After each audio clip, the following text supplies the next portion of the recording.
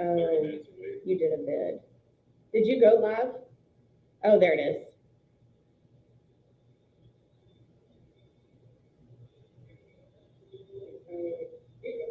I can hear it.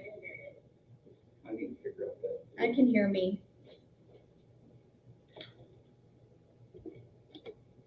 Good morning and welcome to the Hodge Pack Sports Live and everything in between right here on 106.9 The Country Giant.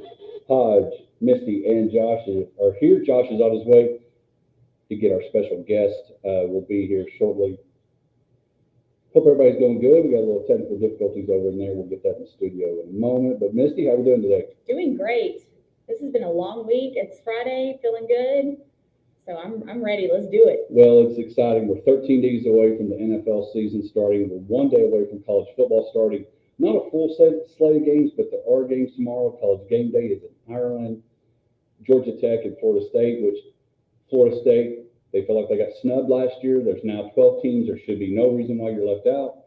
They start tomorrow in Ireland. And then, of course, we're a week away from Friday Night Lights with the first high school football games across the state of Texas starting next week.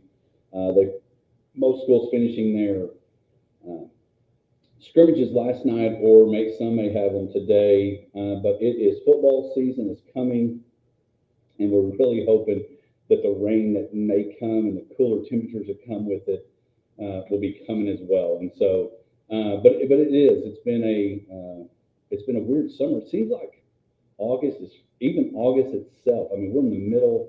We're on the back half of the middle of August, August 23rd. There's just so much that's here and ready to get going, which means the fair is going to be coming, all that.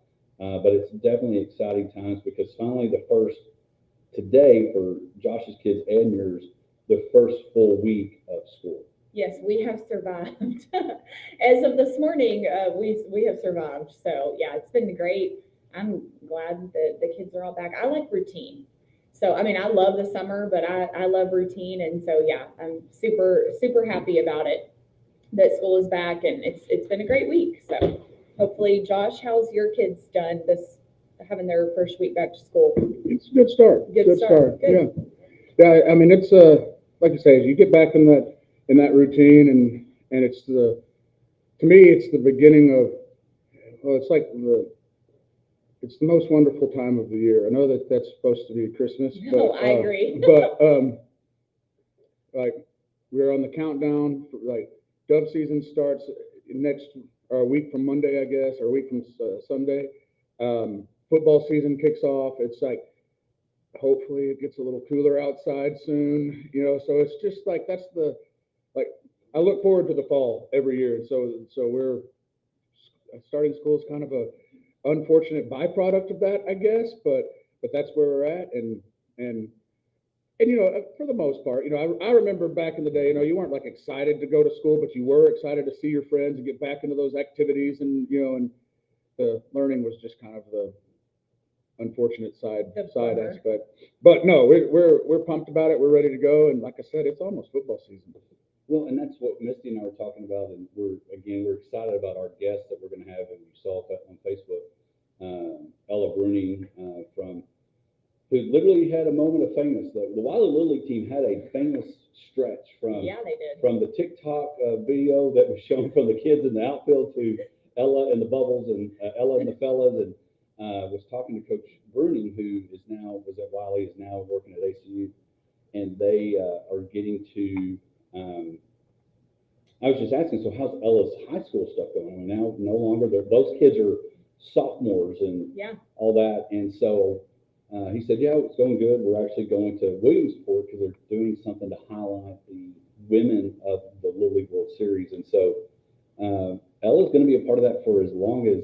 It kind of reminds me of League of Their Own, which is one of my favorite, where they all go back to the Cooperstown to see their pictures and see everybody, and so Ella's going to be a part of that for a while. Yeah, she's a legend now. Like, yeah, you're right. When she comes back, she's about to have a bronze statue. They're going to make a statue with bubbles. But anyway, Ella's going to be on, and we're trying to get them in and all that, and so but they're coming, and so they'll be on. But Josh, you mentioned it. We're 13 days away from the NFL season.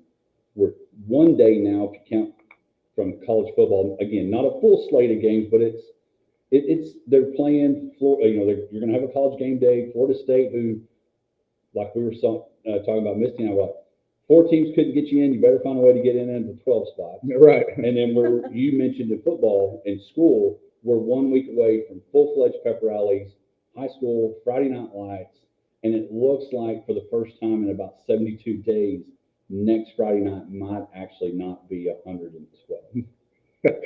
That's the other thing. Like I said, just fall gets me excited. It's the like Saturday mornings being pumped up about watching some college football and it's like also mentioned it's the beginning of hunting season, kind of that new turnaround of that, and so I'm in a good place. Well, and it's a good place, which means everything is happening except really basketball. But one of the things about basketball that's happening, and now that Ella's in our green room, we're going to ask, she can hear this question that's going to come to her when she's on the show, is now that the Olympics is over, Caitlin Clark is back in the picture. So they are the basketball that's happening. Mm-hmm. And I've seen what's crazy is they're selling out arenas when she's not playing. Yeah. And to me, that's when you know that's big. And I mention all that because everything is happening. Baseball's happening. Unfortunately, the Rangers are starting to do the Texas backstep instead of the upstep forward.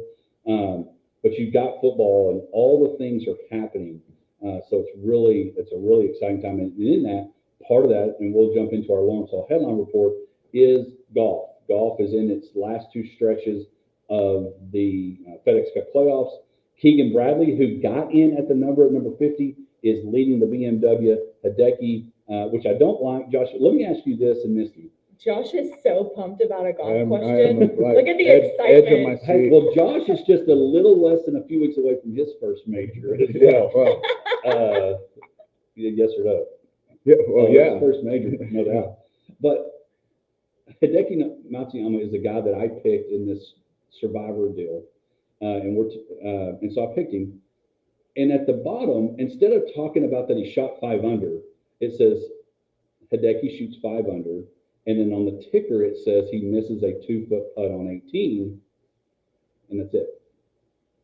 I don't like them putting that in my golfer's head. I don't need him seeing that. If you had a moment that instead of highlighting that you had a good round, yeah, and all they remember is the 2-footer that could have been 6 under.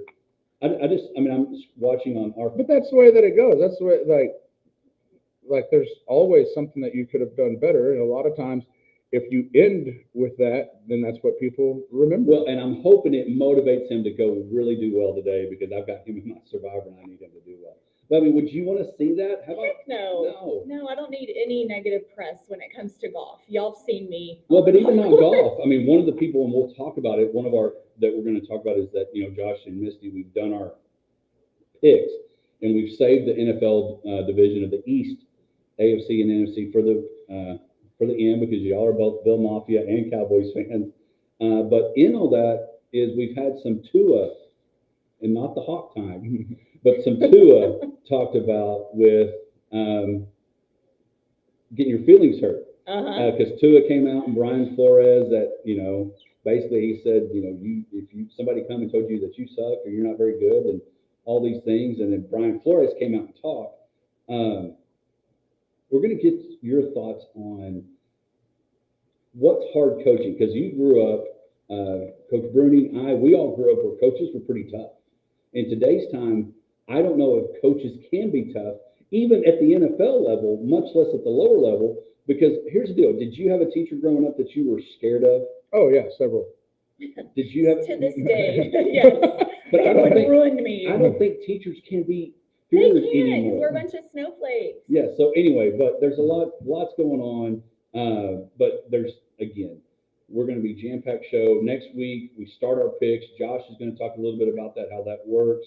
We'll have Papa Bear is the defending champion, and we'll be bringing the belt in next week to be our first guest picker. And I'm curious, you've been to your parents' house over the last year. Like once. I have not seen the belt. I have no idea where it was. It's not It might, displayed. but here's the thing, it might be prominently displayed. It's in a shadow box. not very observant, so, Actually, he There's a wears, shrine. actually, he sleeps in it. That's why Josh is not seated. I'm just gonna go ahead and say this on the record. I think he's back-to-back champ. I'm just gonna throw it out there. He is going to be very hard to beat. If well, anybody, he's good at it. he's very, very good. Well, when you're retired, he's probably studying game film like Dan Orlovsky. Sorry, honey. Honey, will you go pick up the twins? I've got to break down some film. Right? What do you think is his strategy? Well, I mean, he does pay attention to stuff. I don't know what the strategy is though, but I did when I called him to ask him to, come on the show and be our first picker since, he is the returning champ. He was like, well, I better start looking at some stuff. So, so I don't know what that means. Ironically, Josh and I have a fantasy football draft and we have the same response. Yeah, I don't even know about that. Yeah, we won't give you your tips because, well, you don't want tips from us in fantasy football. Maybe we can get them from Papa Bear for your draft. Misty, did you enter any fantasy football leagues? No, I'm just gonna ride on Clay's coattails like I normally do. How many leagues is Clay in? Like 4 or 5. He loves like you said, this is the most wonderful time of the year. My husband absolutely loves fantasy football. Like it is his thing. I just know I'm not gonna really spend a lot of time with you over the course of the next few months. You're like the coach's wives. For fantasy football. That's funny. That's my life though. But that's good for him. I used to be in several leagues, and I learned very, very quickly that 2 is okay, 3 was too much because I was constantly watching games being like, I need this guy to do good, but I don't need that guy to do good. But if that guy does good, and then I'd be confused. That's his and struggle. I'd think that this guy was on my team, but he wasn't. He was, so it was just too much. I mean, and then the quarterback that is on your team in this league is on somebody else's team in the other league, and you're just all kinds of split personality, and I couldn't do it. So I'm just doing one. You're only doing one league? Just one. That's impressive. And that is very impressive. And we got less than a minute, and we're going to go to have our Big Country Electric My Town segment. Last week I was playing in the club championship, did not play very well, and had a draft going on from my cart while the draft was happening at Mulligan's, and then we've got one tomorrow. I've got one tomorrow, Sunday. And see, that's Tuesday. Unstable. It's very unstable. You don't even know which button to push and which team to start. But I know which one we're going to start. We're going to start with, when we come back, Ella Bruni, you know her, famous as all get out. We'll be signing autographs later on. But when we come back, we will have our Big Country Electric My Town segment because we talked about school. She's still at school. Yeah, gotta get to class. Gotta get to school. And so cool, she wanted to do it before first period, so that's what we're doing. And so when we come back, our Big Country Electric My Town segment, a lot more Hodge Pack coming right after this. Hello, you guys. She enjoyed this experience of walking in the tunnel and walking the mall. Well, you'll be a lot, because in a minute you'll see a lot of people walking. Yes. They got mall walkers. Josh Greer. We've met before, but I'm Misty. My daughter, we saw you at Toasty Live not too long ago. Collins is my little girl. She was like when that was all going on, we had the bubbles. Oh my gosh. Yeah, it was a whole thing. All right, so Ella, you'll be in the seat that Josh was in. We'll put Misty there. You're more than welcome if you want to have any questions. We're open to the experience. Tell her about your I'm record. gonna do a rapid series of questions. They're all super easy. Like, what's your favorite emoji? What are your most used emoji? Like,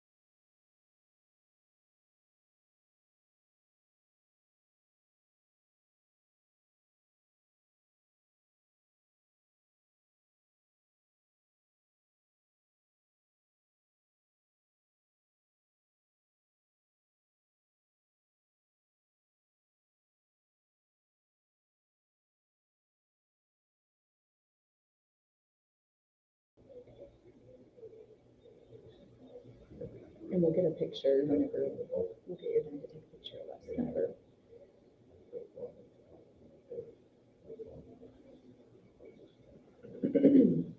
Both to them. Okay. That's cool. Does it make you nervous at all, or you're like, oh, I have this, She's like, I'm pro.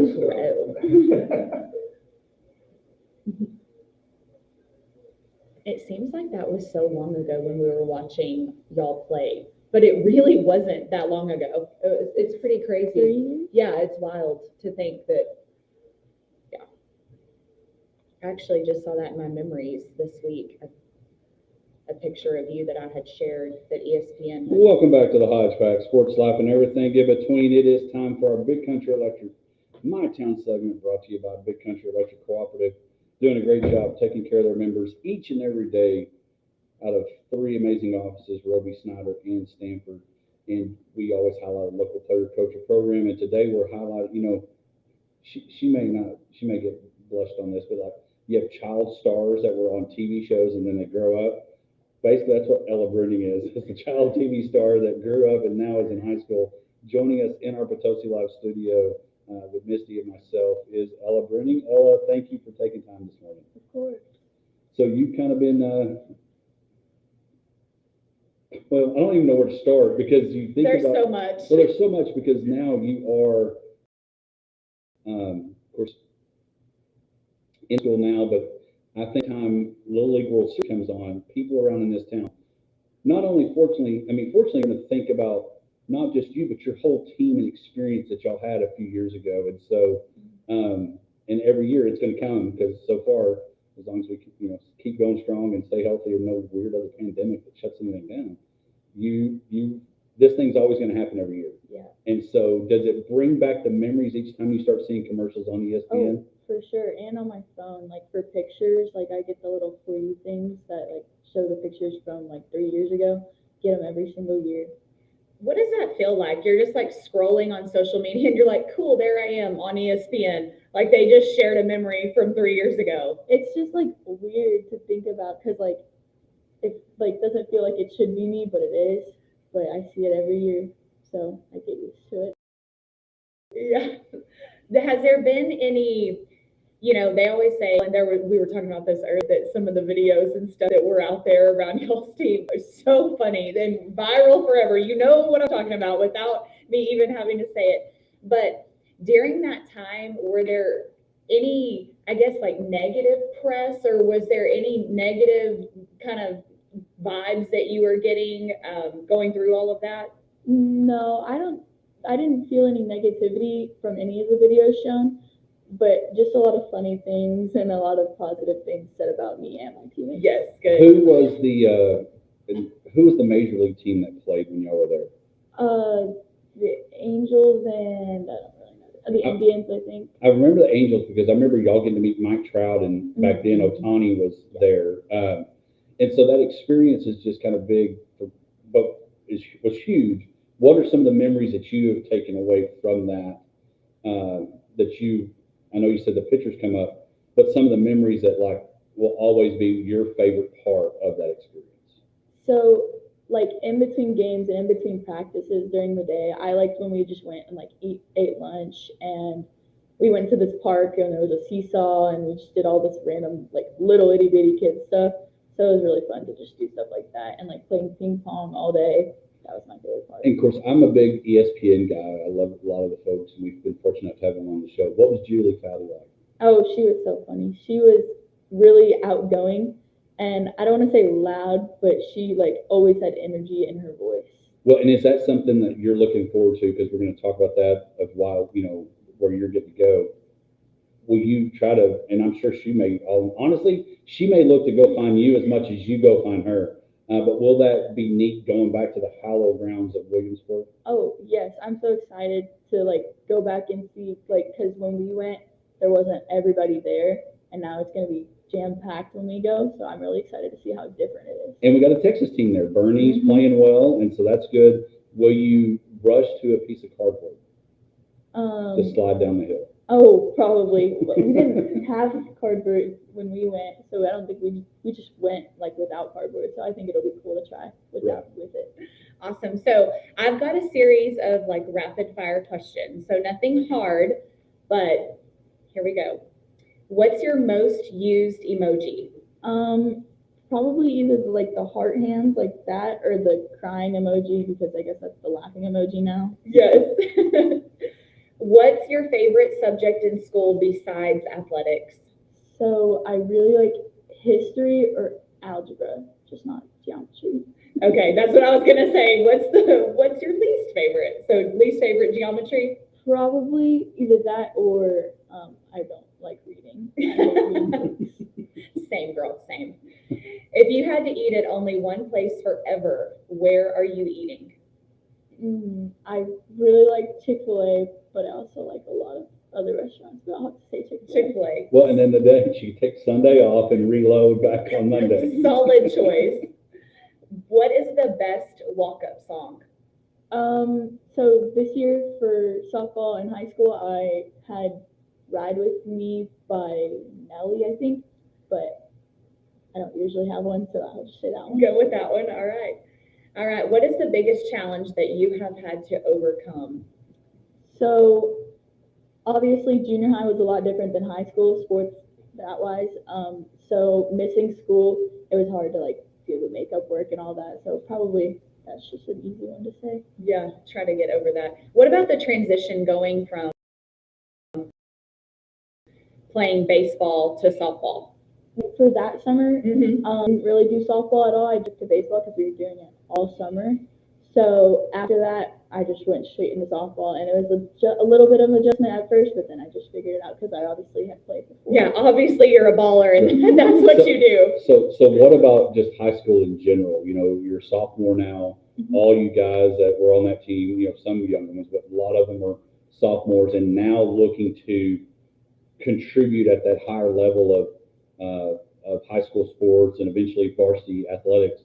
What's that transition been like? So it's definitely different playing with a bunch of older kids at first, but I'd say that we have a lot of good role models at Wiley, or I did for softball at least, and it was really fun, like getting to play up at a higher level. And I know some of my other teammates are getting to experience that too. They have made varsity baseball and varsity football now, and so they're getting to experience what I experienced last year. Which in a lot of them, you know, coming next Friday night as sophomores, maybe on the field having to contribute at Gordonwood Stadium, where Andy Penny and I will be on the call for that. So let's talk about what's happening this weekend. So why are y'all going back to Williamsport? So there's a 50-year anniversary of girls playing baseball, and so we're all going to be recognized at the championship on Sunday. That's pretty cool. That is good stuff. Hopefully Texas is in that, which will be even better. So talk a little bit about now, what's it like being and if I'm wrong, tell me, being the only Bruning in high school now, because Colin's off, going to play at McMurray, was such a good kid, such fun to call his games. So what's it like, you know, getting to be the only Bruning in high school? It's definitely weird because I don't see him in the hall anymore, and him and his friends don't mess with me anymore because they're all graduated. So it's definitely a lot quieter in the hall, I would say. But I do miss going to school with him overall, but I'm getting used to it, and I like having all the attention. So. There you go. Hey, I appreciate humility. It's always good. On another deal, with this 50-year anniversary of women being at the Little League World Series, is there anybody outside of maybe Julie Foudy or any of those that you're looking forward to seeing of that 50 years that you're looking forward to meeting? So I'm excited to see Jessica Mendoza again because she was a really good softball player. So I'm excited to see her again, and I'm excited to see Monet again, and hopefully I get to meet a bunch of the other girls that played. Now, is it in your contract to have the bubbles on Sunday? What's your thoughts? I don't know if I'm supposed to or not. I mean, I will if I have to. Right. But hey, that NIL first right now. NIL with Ella Bruning and the bubbles. Honestly, you could have made a lot of money. I mean, my daughter's one of them that was like, well, I have to do my hair like this. And it was like a fight those mornings before school. And how did that come about? Like, I'm just curious, like, Did you do your hair like that for games previously? Did you see somebody and you're like, oh, that's cute, I want to do that hairstyle? Like, where did the bubbles come from? So obviously my hair is really curly and it's really hard to like take care of. And so before that, my mom would actually do braids into the bubbles to keep it like out of my face, like when I had my mask on and stuff.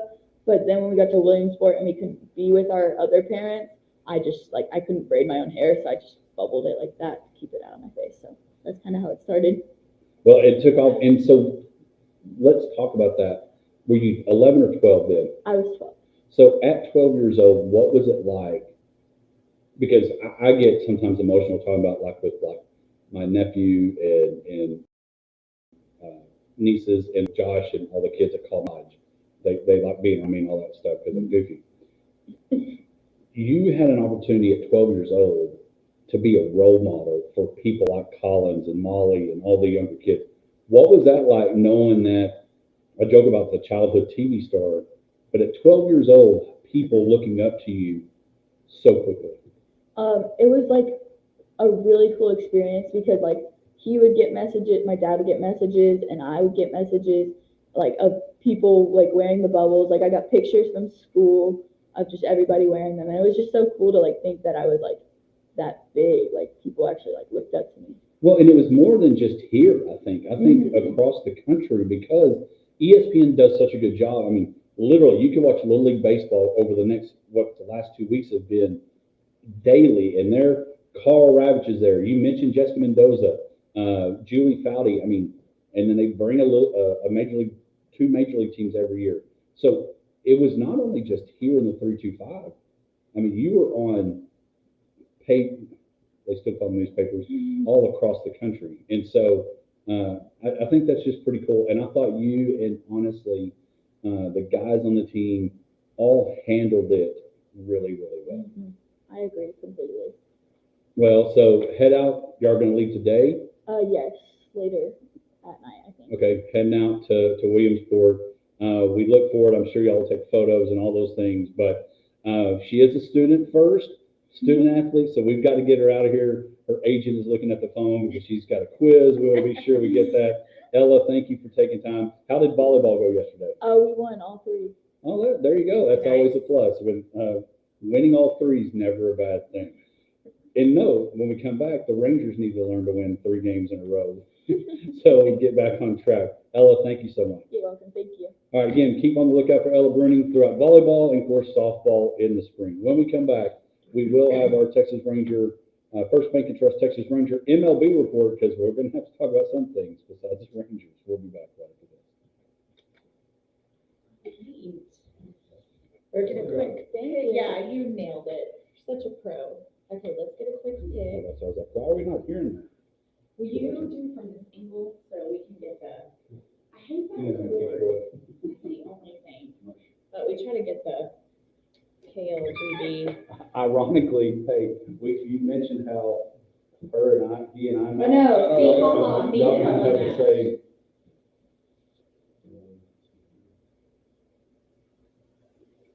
Perfect. All right. Have a good one. Got fun. Yes, Thanks a it was lot. good to see you again. Y'all, yes, good to see y'all. Thank you so much. Hey, tell Judy Foudy, tell Julie, hey, man, I'm a show called the Hodge Pack. You ought to be on it too. Go ahead, book, Yeah. book Julie, book Jessica, and call Rabbit. Bye, y'all. These doors, y'all can go that way. Yeah, the mall walkers are rolling now. Yeah. Oh my gosh, she's so cute. But you know, you think about it, at 12 years old, she was like a TV star. Oh, yeah. During no. that time, Oh, yeah, she was every, Well, and the pressure that puts on you, like knowing that everybody is watching your every move. well, but even you take a look at the kids that got caught looking at that. Yes. door, Yeah. because cameras were all over the place. Yes, exactly.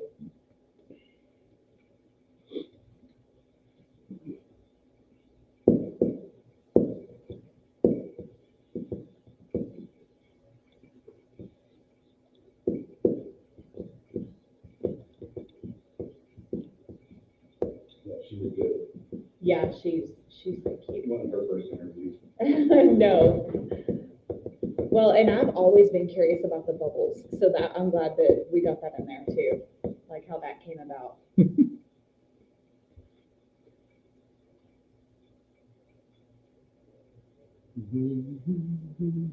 I figured since neither, I don't know, maybe y'all had plenty of time to look at college football. No. That because it's not a full slate of games, we'll pick our 12 next Friday. Like who we think will make the top 12 of college football. So it's, which conferences get an automatic bid? The big four. Yeah, okay, yeah, that's what. They get the automatic, and then the highest Highest ranking group of 5, yeah, and then the next 7 all- to anybody. yeah. Because I gotta make sure I remember to include.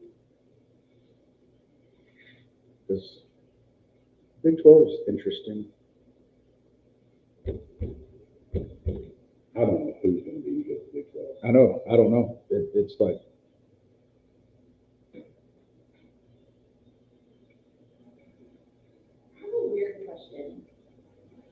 Do y'all ever, like, I can't do y'all remember. ever, Can't remember if here is another. do y'all ever, when you go to the bathroom, do y'all always raise the seat? Or is there ever where you're like, I'm just gonna go for it and like hope that it No, doesn't go everywhere? No. Okay, I was just wondering that.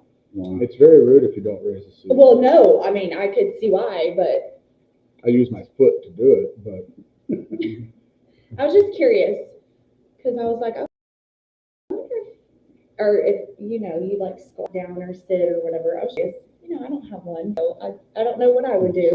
sit to pee. I would imagine that I would raise it, but, you know, just curious.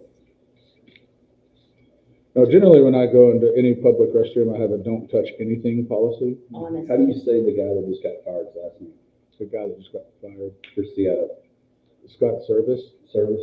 He got canned. Bye. Because his team can't hit. It's all his fault. Yeah. I think that's such crap.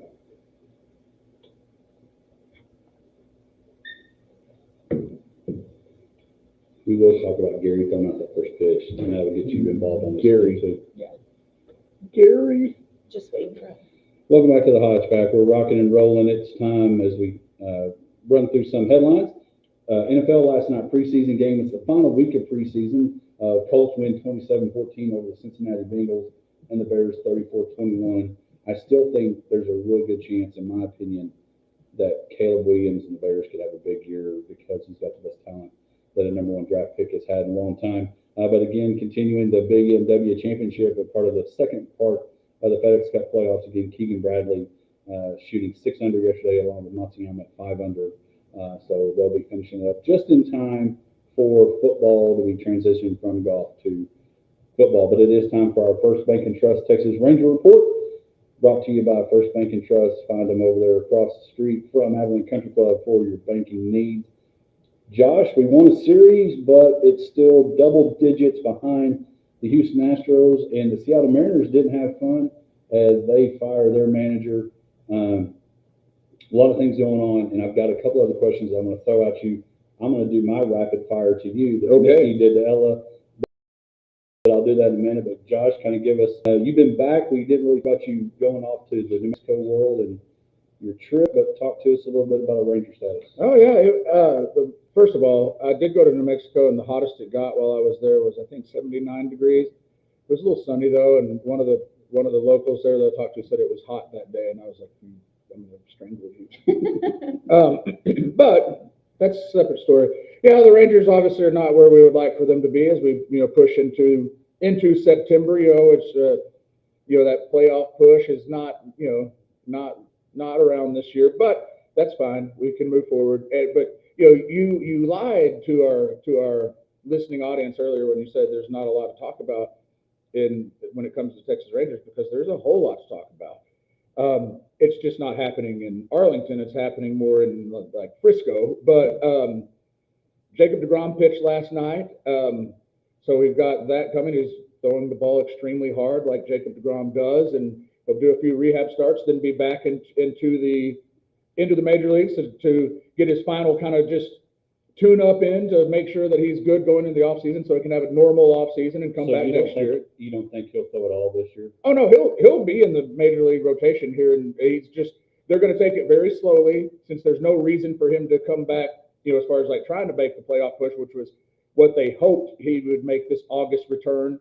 I do feel like if the Rangers were in a place that winning a few games might put him over the top to make the playoffs, he would have less minor league starts. But I think that he threw 2 innings last night. They'll just stretch that out he'll probably pitch a little in Round Rock, a little in Frisco, and eventually be back in the major league rotation. If you're out in the Frisco area and you want to see a future Hall of Famer, Max Scherzer is starting for the Rough Riders tonight. And that was preceded, whatever, I don't know what the right word is right there, by Kumar Rocker, who also came back from Tommy John this year. That's the Rangers' #1 draft pick from a couple years ago. Vandy. How big of an advantage does that have to be now that you don't have to go to Round Rock? Well, yeah, Frisco's just across town. It's a long drive, but it's easy to get back and forth. So Rocker's rehabbing back. He's been just completely lights out dominant in Double-A. He is rehabbing, so that's part of it, but he has outclassed the competition, pumping 100 miles an hour, and that gives you some hope for the future with him. And then Jack Leiter has rebounded from his rough stretch when the Rangers called on him to start a few games. Didn't go well in the majors. He retooled some things in the minors, and now he's pitching in Round Rock and dominating fashion also. So there's a lot going on in the minor leagues as far as that pitching is concerned.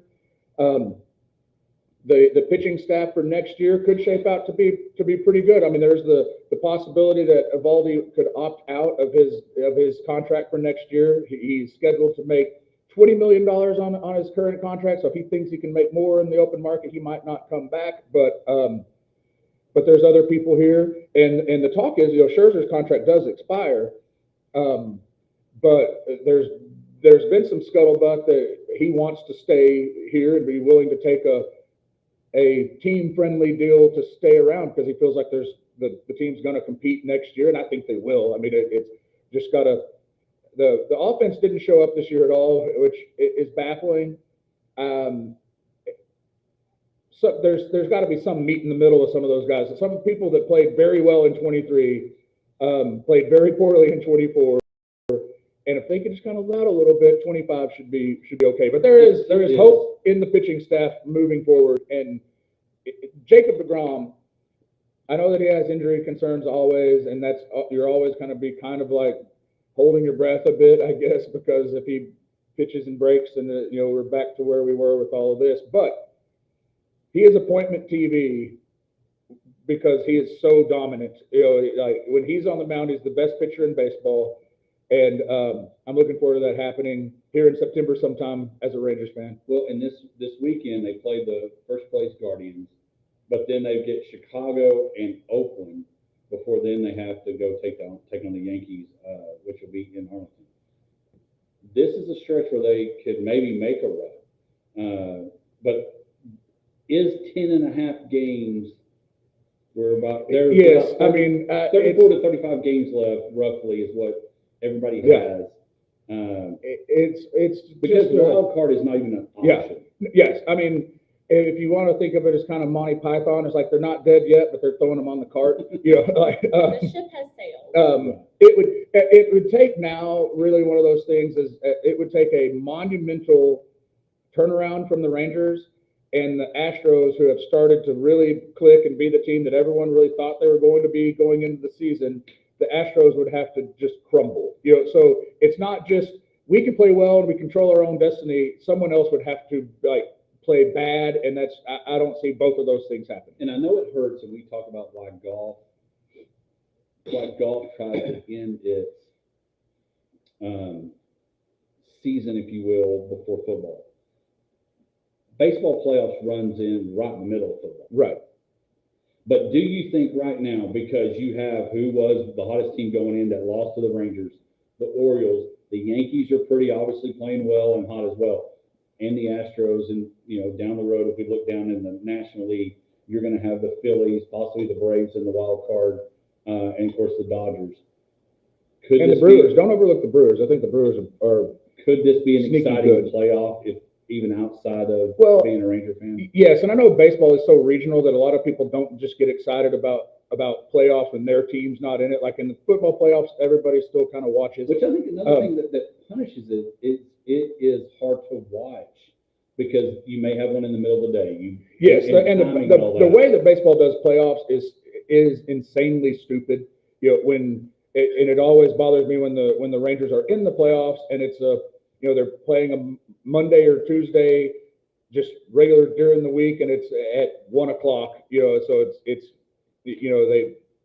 I know they want to stagger the games so they're not overlapping. I think they would better as far as the overall audience appeal if they played them all in prime time. I think they ought to try to treat it like NBA playoff days. Yes, and I know you get used to rotations and when you pitch and all that, but if you threw in a day or two rest before that next game, it might help. And I know you've got a lot of people to get through, but I think it may actually help people wanting to watch. Well, and I do think that the playoff of any sport happening in a weekday when people are at work is just not a recipe for making it easy to watch. But all that being said, I pay attention to baseball no matter who's in the playoffs. It's my jam, I guess. But yeah, there's good baseball teams, and the Yankees and Orioles really back and forth kind of in that NL East with the Yankees obviously are the Yankees, and they have Aaron Judge and Juan Soto back to back in that lineup, which is like almost unfair. And then the Orioles are the up and comers with all the new young stars, and they've got all the hype and the energy. So that's interesting. The Dodgers are also in that category where they're with the Yankees, which just like they spend so much money and they're just kind of, there's as many people that would like hate watch as fan watch because that whole just keep buying people thing, it turns a lot of people the wrong way. I'm kind of included on that, but there's one little also glimmer that going back to 2009, the Rangers have as many World Series wins as the Dodgers and the Yankees. So, you got to hang your hat on that. A couple of news in baseball, Mariners fire manager Scott Service. And then I wanted to throw out, and then we put it in the rundown, my buddy Gary Summer got to throw out a first pitch at the Marlins.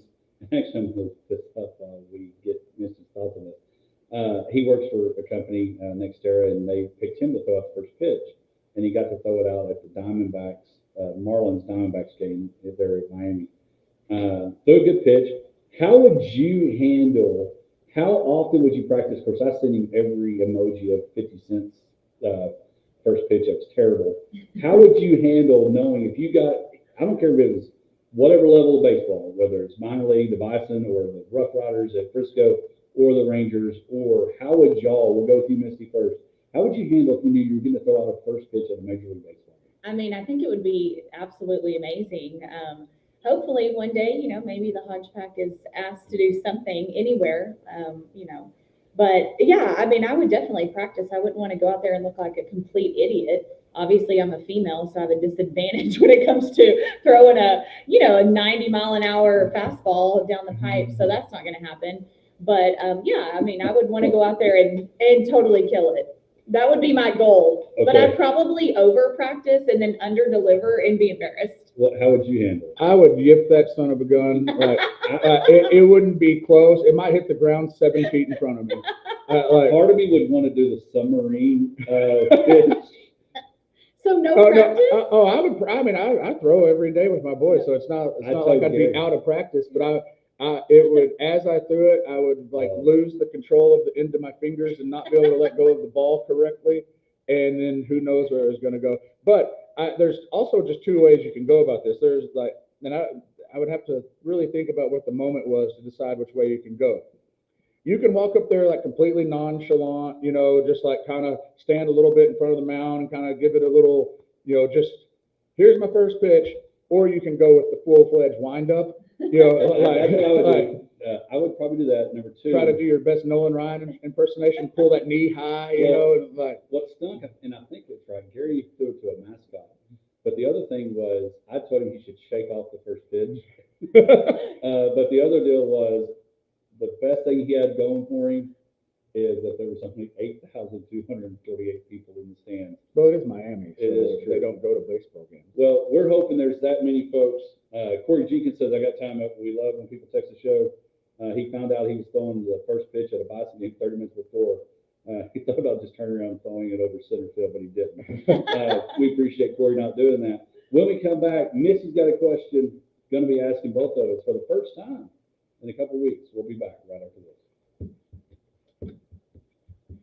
Yeah, I would like that. I just walk out there and act like you're just a typical girl and can't do anything, like with a fastball, and then totally rock it. Mhm. That would be amazing. That's what I would want to happen if I ever threw a ball. I do. I think You're the I told major. Gary, I said, hey, go up there and shake off.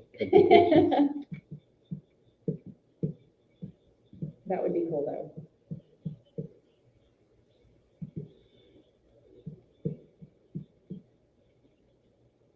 Supposed to not be quite so hot tomorrow, but looking at the weather, and it's like, I've been looking at the weather daily, like seeing like when this stupid heat wave is going to end. And I don't know if y'all ever notice this, if y'all look at the weather like I do, because I'm kind of a nerd about it. It's like I look at the forecast and it's like, all right, it's supposed to be really hot for the next few days. And it's supposed to cool down a little bit on Thursday. And then that's on, Monday. And then on Tuesday, you look at it, it's like, oh, it's supposed to cool down a little bit on Friday. And then now it's supposed to cool down a little bit on Saturday. Mm-hmm. And like, Chance of rain. there is a chance next of Friday. rain. Yeah. Yeah, it has been, this week has been And just yeah, because it's like, crazy. it's not just, I mean, it's 110, like every day. It's like I can't breathe. Like you walk out and you're like, takes Yeah. your breath. It's not the record you want to keep breaking.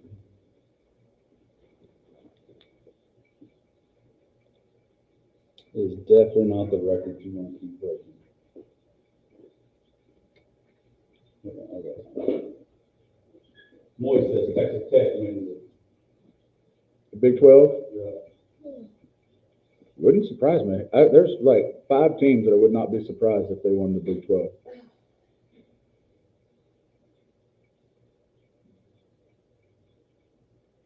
Now that I'm thinking about that studio, I'm like, that actually is not a bad idea. Like, why hadn't we thought about that? Just going over there and taking, Has he been nah, offered or I don't know. Yeah, but that, I just thought about that. I'm like, that's the ticket right there to not making it bootleg. tomorrow's Florida State and Georgia Tech. In Ireland. That would be so amazing. I want to go there. Yeah. That's on my list. What? I think we're close enough. We can say this now. Are you sure? You know, because that might know about coughing before somebody's in the bathroom or she's in the bathroom. The coughing, oh yeah, that's a must. But for guys, we mentioned the toilet seat up and down. If you know it's a men's restroom, gosh, would you be glad to know when you walked in the toilet seat was up? Or would you rather them be nice enough and treat it and put it down every time? Doesn't bother me either way. I've never really thought like, Well, I think if it's up, I know I'm not walking in after a deuce. True. well, you can usually smell that. Well, I mean, it maybe has been several minutes, Maybe. and so it's gone away. Yeah, I never know what I'm walking in on. Huh? I don't ever know. When out at the bank, I'm like, oh my gosh, like, sometimes it hits you. That's when they didn't do the courtesy flush, which is rude. Do guys do that? Right. Courtesy flush? Yeah, do y'all Yeah, courtesy yeah, I mean- flush? You should if you're not.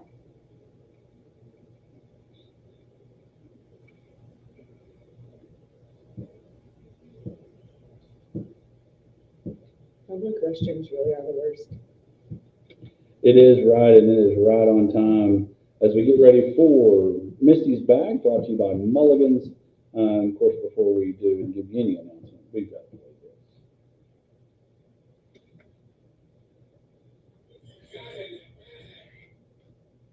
Mulligans, y'all, we are less than a month away from Scotty McCreary's concert. The Outdoor Bash is coming. Della Rose, Ashley Cook, Caleb Sutton, all the things. So if you have not gotten your tickets, get them. It is going to be such a fun time. I'm really, really looking forward to it. I think the gates open at 4 o'clock and live music starts around 5:30, all the things. So don't forget to get out there and get those tickets.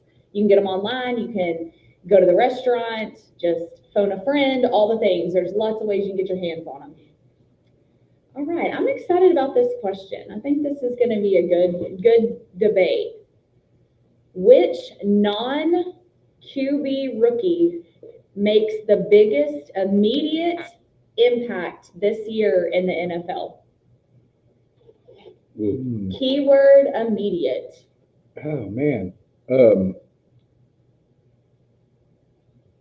Well, oh, man, I don't know, because I'm just going to go ahead and say it's Guyan for the Cowboys. Just he's going to just my homer pick, and the Cowboys Guyan, right? Guyan? Yeah, I think so. Because he's well, he's had a good camp, and he's coming into a place where we need an offensive lineman to be able to step up as a Cowboys guy. And then Zane just texted in Marvin Harrison Jr., which I think that's probably the correct pick, but I want to be Homer. Yeah, no, I love it. Rightfully so. Non-quarterback, huh? Yeah, non-quarterback. I know this one I feel like is kind of tough. I feel like I have stumped y'all a little bit. You have because I haven't really thought about anything other than the Cowboys, really. I know. Well, but in our defense, as I start looking, going through these, I do agree with Josh. If Brock Bowers would have had somebody else brought to the Raiders to be his quarterback, I think tight ends can make an impact early. I think it's going to have to be a wide receiver. Man, I sure hope it's.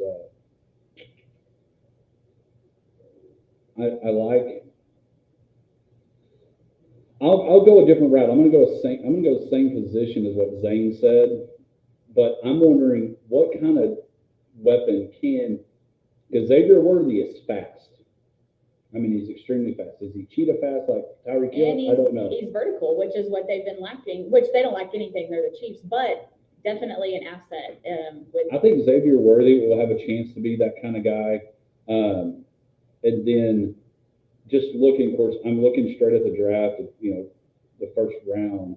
And Romo Aduze for the Bears. It's going to be a receiver. Now, I would throw out, I agree with Zane. Marvin Harrison Jr. probably has the best quarterback, even though some people will say, how good is Kyler Murray? Does he still have it? Can he go back to the Heisman numbers he had? And even when he helped lead the Cardinals to the playoffs with Cliff Kingsbury. So I'm going to let Zane keep Marvin Harrison. I'm going to go Aduze with the Bears because for some reason, and I don't know why, because I'm not a big Caleb Williams fan. And I think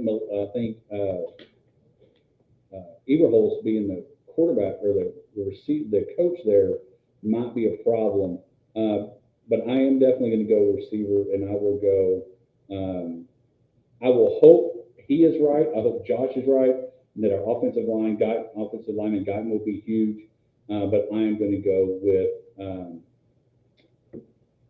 I'll go with Aduze. Yeah, so this one's tough. I Xavier Worthy. I think Xavier Worthy is going to be a playmaker. They have been missing that vertical for the last 2 years with Hill gone. This may be a stretch, but I'm going to throw it out there. So I'm really interested to see what the Chargers are going to look like this year with new coach. And what about Ladd McConkey?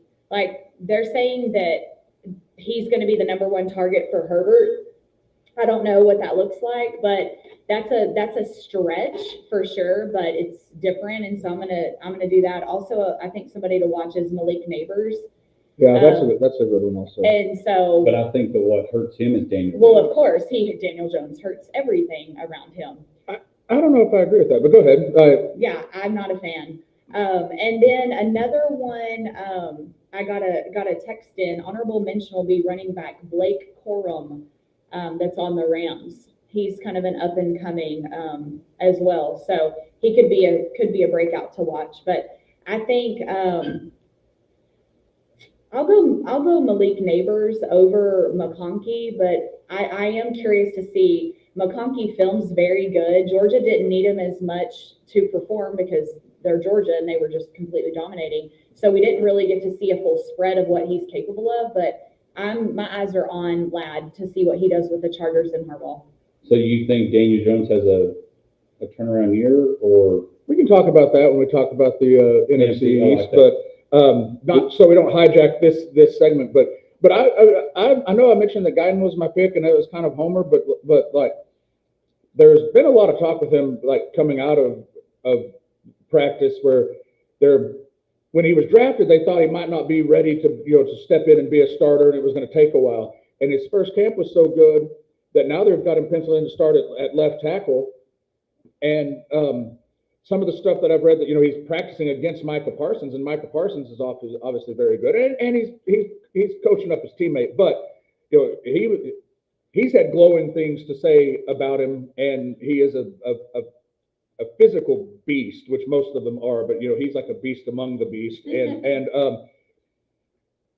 to come in as a rookie. And be put right in to start at left tackle, that shows that you've done something in those practices.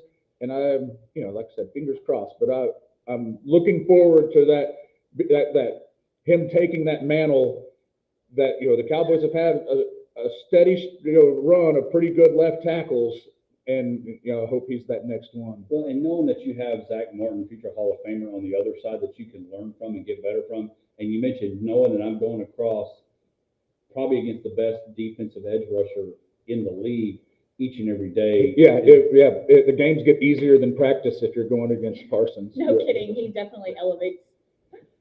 Yeah, Zane says new Tyron. But I think a lot of things are going to hinge on the health of Herbert and the health of all that. I think this entire question. I mean, injuries are going to play a part. Not necessarily the injury part of it, because I know people get hurt, but like because Keenan Allen is gone, Michael Williams is gone. It'll be interesting to see what can Jim Harbaugh do, and can the receivers that are replacing all those guys get Herbert and them, because their big mountain is obviously the Chiefs and Patrick Mahomes. May ask a question a little bit later, but that's a great question. Rookies, who's going to be the rookie of the year? We'll maybe talk about that next week as we start handing out superlatives and getting ready for, again, we're 13 days away from the NFL, only 1 day away from college football, and 7 days away from Friday night lights across the state of Texas. When we come back, more Hodge Pack right after this. Who do you think is, because if we'd had time, what rookie quarterback do you think is going to make the biggest impact? Michael Penix Jr. He'll impact the bench sitting and wasted draft picks. What was that shake of the head? Are you going Williams? He's already said Williams. Yeah, I mean, obviously it's between those two. No, that's not who I'm going to say. What I'm fearful of is going to be the guy in Washington. Who'd they pick? I remember they picked Daniel. Daniel. So 8 o'clock, what did I have? Preview. Yeah. I kind of might want to bump that, and when are you leaving? Between 8:40.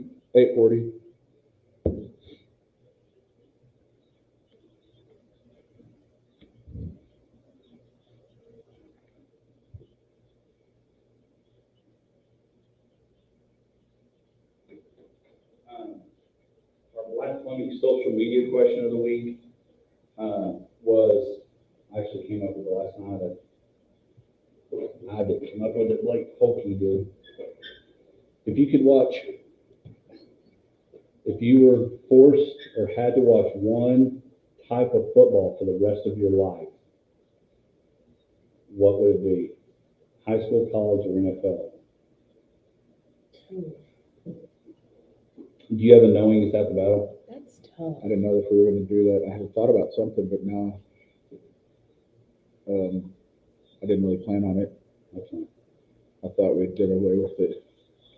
Did we not do away with it? If I'd have seen the rundown, which I looked at my email, I do not It's have on it.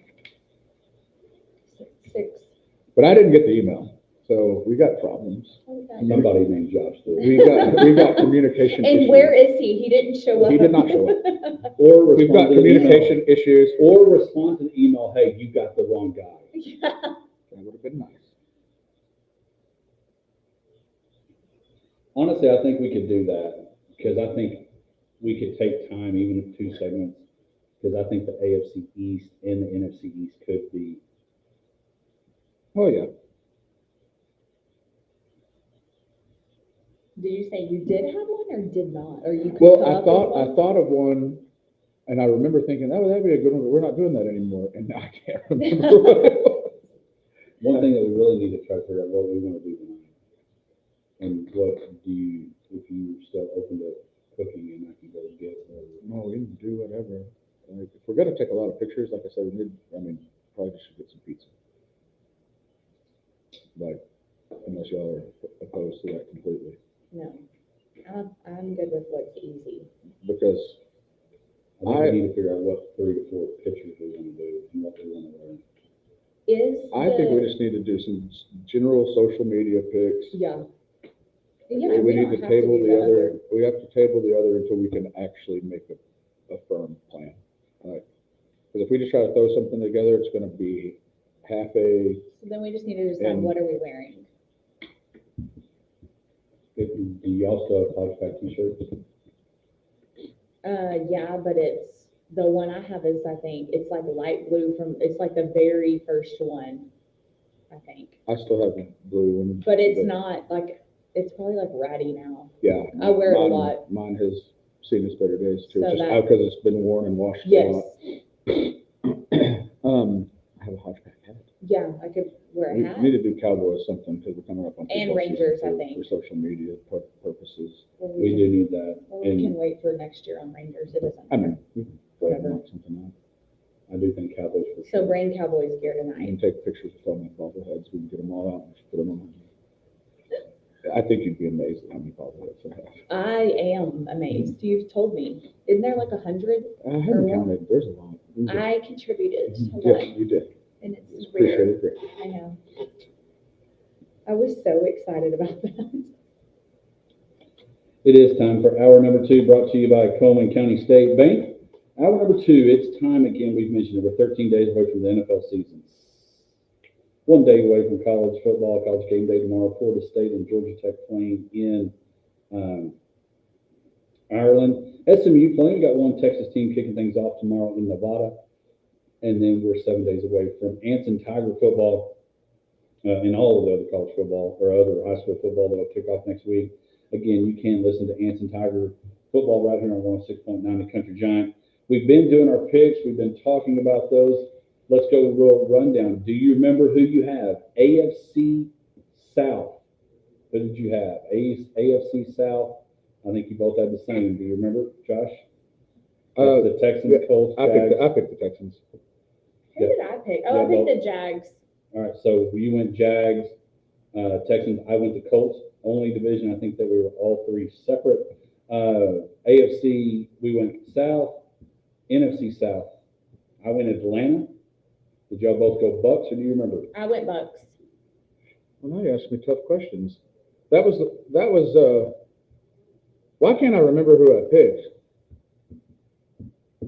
I don't know. Who do you want to pick? You have Atlanta. there you go.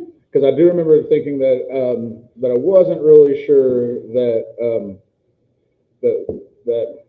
Bucks quarterback. Now I lost his name. Steve, you got me off. Baker Mayfield. Baker Mayfield. Wasn't sure about him, so I do remember having that thought.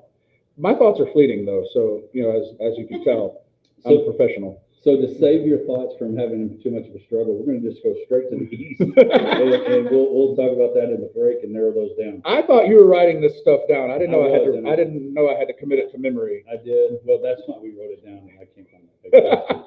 But so you blew it, no, and then threw me under the bus. Just like Blue's Clues, I know. Now you have a wide ruled notebook, so you can. I've got room. You can. I do have room, and so we are going to explore the east part of the country with the NFC and AFC East.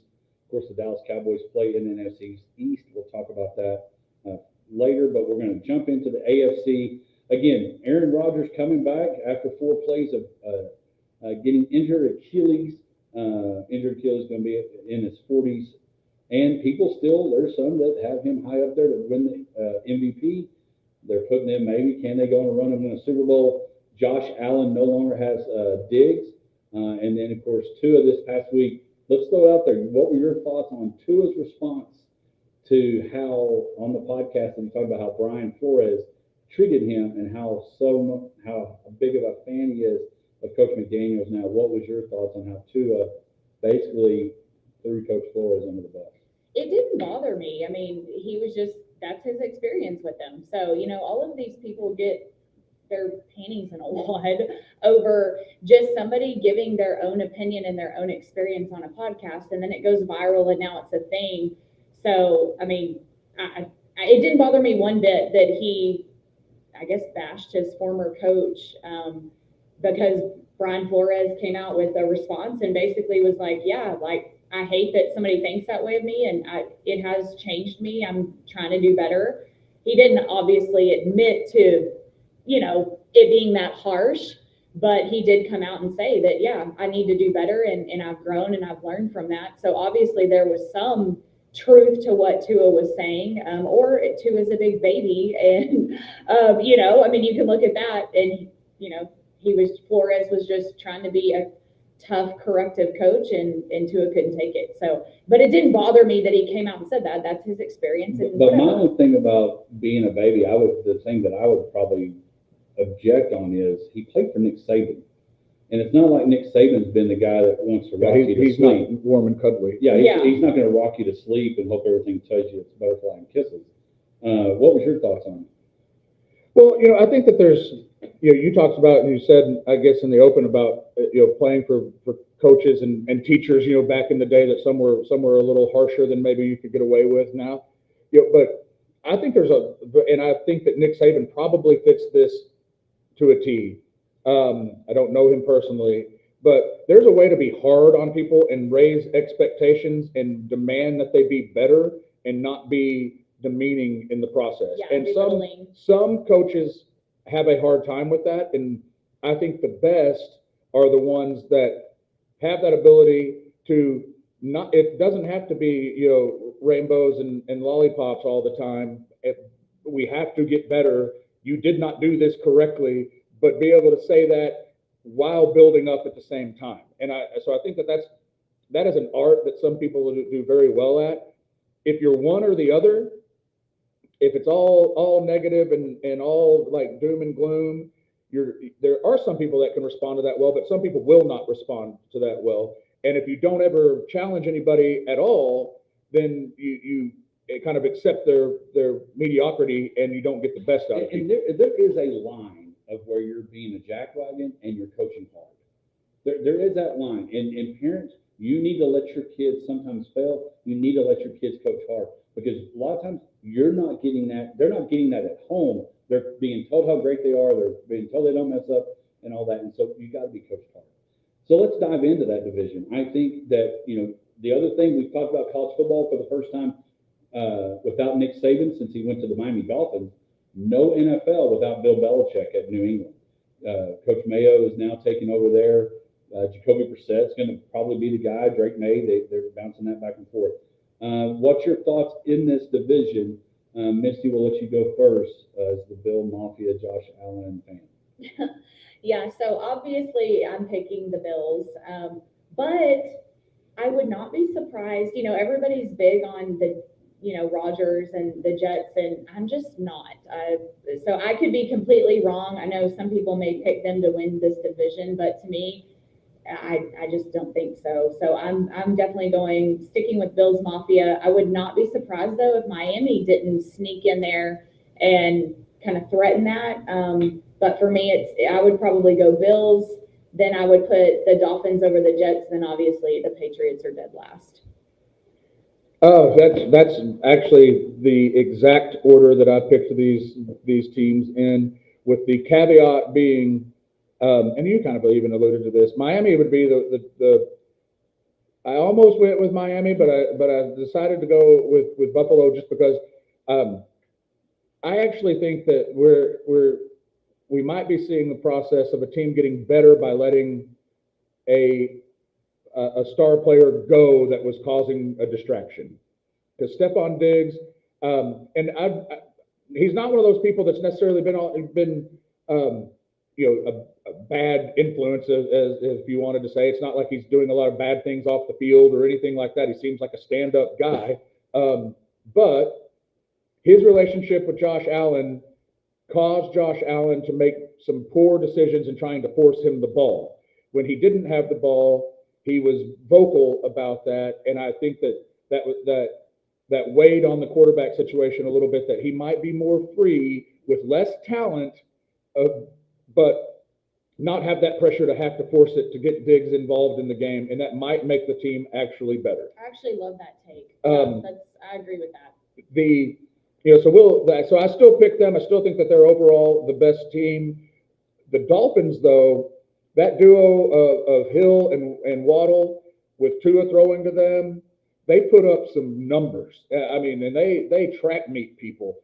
And if they can be a little bit more consistent in that, then they could take that next step and challenge. The Jets are definitely a wait and see. The defense has all the hype, and last year they were supposed to be the greatest defense in the NFL, and that did not happen. Obviously, Rodgers got hurt immediately. There's always going to be drama when Aaron Rodgers is involved, and I don't even know that it's his fault necessarily, but everything that he does is like his interactions with people at camp, just with no context, you don't know what's going on, just the camera's over here, and there's two people talking over there, and one of them's Aaron Rodgers, gets interpreted as like there's some sort of him and Wilson are fighting, like no one even knows what was said, and they made a big deal about it, so it's one of those situations,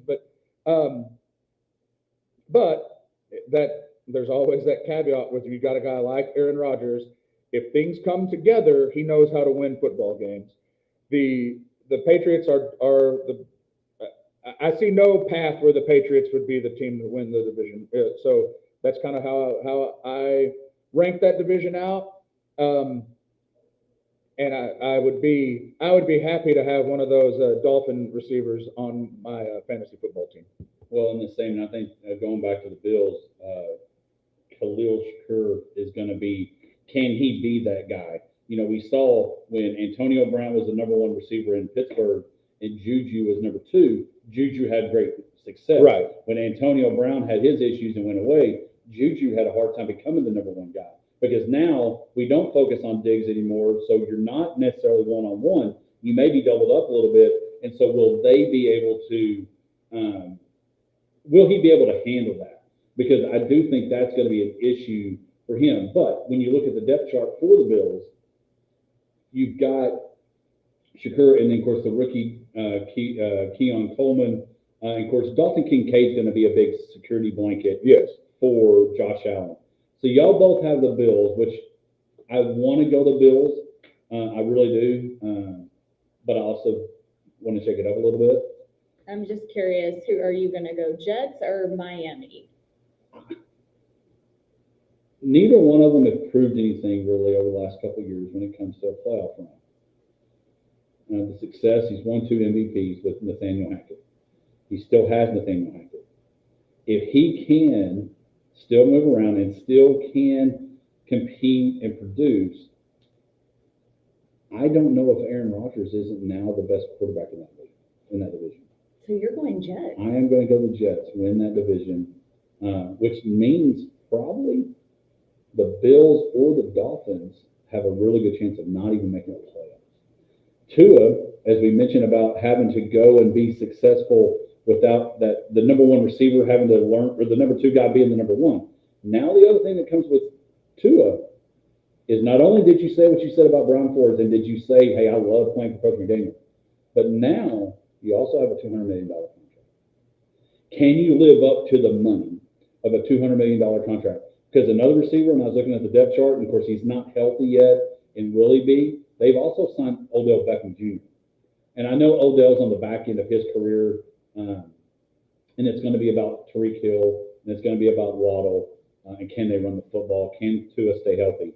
But I'm going the New York Jets. So we've got Bills, and Jets for me, which is crazy, and it all stems back to what happens to Aaron Rodgers. Can he stay healthy? Can he play 5 plays on Monday night when they play the 49ers? When we come back, what's our thoughts about the Dallas Cowboys? Nobody's gone back-to-back in the NFC East in a number of years. Can that happen? What will we, probably, I don't know. Will we be Homer or will we not? We'll be back right after this.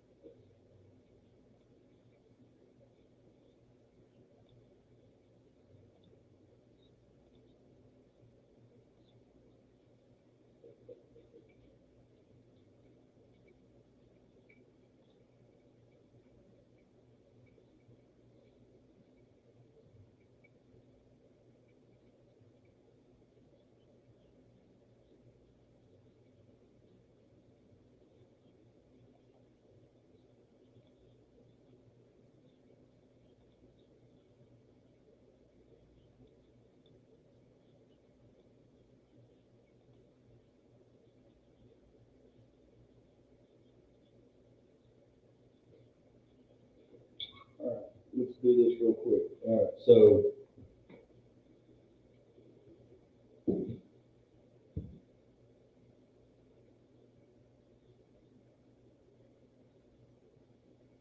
just got the email that really pisses me off. What? I inherited a loan portfolio from a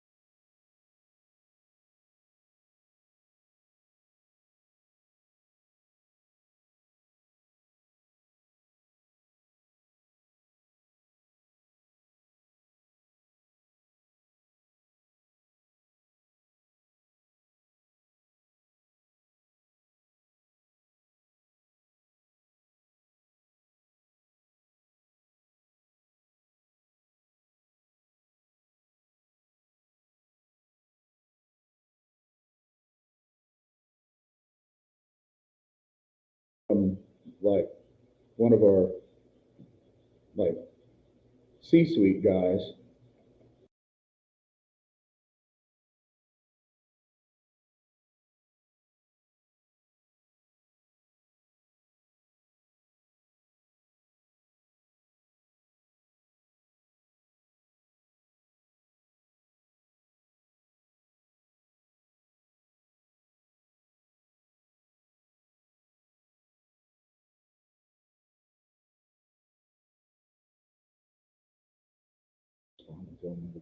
Welcome back. We're back to the Hodge Pack going through the NFC, AFC East. We just finished the AFC East picks.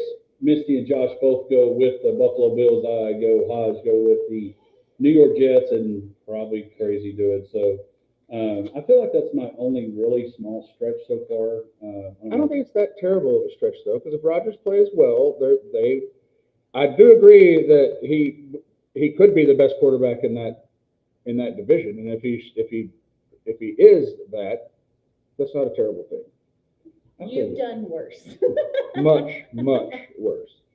Yeah, well, and if I recall, in the North, NFC North, Josh and Misty both picked the Lions. I picked the Packers. Josh, I believe, in the North of the AFC, you picked the Ravens. I picked the Ravens. You picked the Bengals. I did. There, and so we've gone through all those. Y'all went the 49ers in the West. I went the Rams. And of course, we all went the Kansas City Chiefs. Now it's time to head to the division of the Cowboys, the NFC East. A lot of new changes. All four coaches, maybe except Dan Quinn, except the fact, can he be a head coach again at the level he was when he took the Falcons to the Super Bowl? But Brian Daboll on the hot seat. Nick Sirianni on the hot seat. And I think Mike McCarthy is just a lame duck on the hot seat that, honestly, I don't know if he should be hot, but definitely the seat warmer button has been pushed on the great Lawrence Hall Chevrolet or GMC pickup has been pushed. I think the Dallas Cowboys, I think CeeDee Lamb is going to be signed before we play the Browns. What I'd like to see, they're going to have one more preseason game tomorrow against the Chargers, which you can hear on 106.9 The Country Giant. Then you have a week or so off. You have a week to kind of get that taken care of. I don't know what football shape looks like, but I wonder what that needs to be for a guy like CeeDee Lamb. Well, it's different for everybody because there's people that hold out and come right back, and they've been. And surely he's doing something on the side. Right? You would think, but then you got the Zeke Elliott situation that it looked like he was just eating donuts. So well, he was in He was in Cabo. So you never know, but the latest round of word on CeeDee Lamb that I've read, Jerry Jones is very confident that they're going to get something done. It was a couple days ago, and I think he kind of said in the next few days. So they're working on something. I always figured they would get it done. There's no way he can get it done with him and Parsons and Prescott. So it's like maybe just a little more proactivity would help me rest easier. I don't know. What do you think that number is? I don't know. What do you think for CD? It's 30 to 35.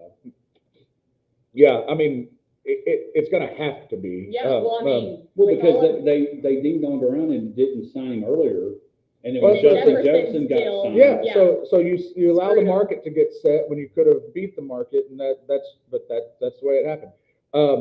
So anyway, the caveat of any Cowboys prediction is that CeeDee Lamb is there, because it changes a lot of things if for some reason he's not.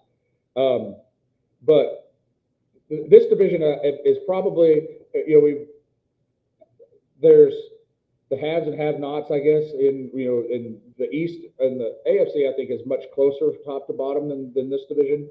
I think that the Giants and the Redskins, the Commanders, I'm sorry, I'm so politically incorrect, are definitely a step below the Eagles and the Cowboys. That I think that those two teams are working on stuff for the future and trying to get better. We did talk about Daniel Jones, and I don't think that Daniel Jones has been the problem in New York, and I do think that with some of the talent that they brought in, he could have a chance to be okay. I still don't think they're going to press for the division this year. Well, he did well enough before he got hurt last year to sign a $40 million contract. Right. And Brian Daboll was coach of the year. And now Brian Daboll is on the hot seat. And so. Oh, right. And Daniel Jones misses most of last season. And now everyone's like, well, can he even play? Well, he played all right the year before. So, I mean, but that's because it's New York and there's always just a lot of pressure there. And I guess I read that this is their 100th anniversary this year. So they've been playing football for a while. But anyway, those two teams are clearly not in the running, and it's just the Cowboys and the Eagles. And the good thing for us as Cowboys fans is there's a lot of questions on the Eagles side too. And they brought in Kellen Moore to be their offense coordinator, so now they've got a son. Well, my thing about, I think what the thing about the Eagles that bother me a little bit is they actually added. And yes, one of those was Kellen Moore. But they also added Saquon Barkley. They added to their defense. You already have A.J. Brown. They just picked up, for some reason, Washington traded Dotson over to the Eagles yesterday. And I'm like, do you want to make them better? I mean, what are you? Yeah, what are we doing? I don't mind you trading people right before the season starts, but I really don't sure. So that bothers me a little bit. I think what benefits us is that the drama that you normally see, our drama is Jerry Jones and the fans, Jerry Jones and contracts. But there's drama within Nick Sirianni and Jalen Hurts, whether or not they like each other, get along, can they jive? Are they this year's Russell Wilson, Sean Payton? And if that happens, does that help our cause? Because I do think Saquon Barkley still has something in the tank. I think Barkley has something in the tank, but he's always had a propensity to have a hard time staying on the field. So that's not a risk that I would necessarily be. If he came to the Cowboys, I would be happy about it. But it's not a guarantee that he's not going to be injured. And as you mentioned, Hodge, there were struggles last year with Jalen Hurts. He took a step back. He did not look like the same guy that he did the year before. He crumbled towards the end of the season. Yes, and there was a lot of that placed on the relationship between Sirianni and Hurts. And if that's still going on, I mean, then the Eagles are not going to win 11 or 12 games, and that would allow the Cowboys to possibly win the division. So that's where I am on that. Homer wise, I obviously want to pick the Cowboys, and I think the Cowboys have a shot, but it's between them and the Eagles, and it's a tough call. So I'm gonna hold off on making that official call. Okay, well, and I think Hodge said it earlier, there hasn't been a back-to-back division champion in this division in, gosh, how many years did you? 03, 04. Yeah, I mean, so. Eagles. Right, and so I'm like, the chances of us doing that in 2 years in a row is probably not going to happen. I hate the Eagles so much. I would not be surprised if they win this division, sadly. But obviously, I've got to go with Dallas. And we do have weapons if they can just get their life together. We do have a good team. And I'm going to go Dallas, but I would not be surprised one bit if the Eagles sneak in and take the division. And obviously, my decision to pick Dallas today stems solely on, the deal with CD. Yeah. Well, and so the team that, and I don't like the word scare, but when, your question, non-quarterback making the biggest impact. Jalen Daniels has looked pretty good. Won the Heisman. Can he play at this level consistently and play well? I think, they upgraded at quarterback from Sam Howell. I think they're going to be pretty good. What I don't want them to be is C.J. Stroud and the Houston Texans.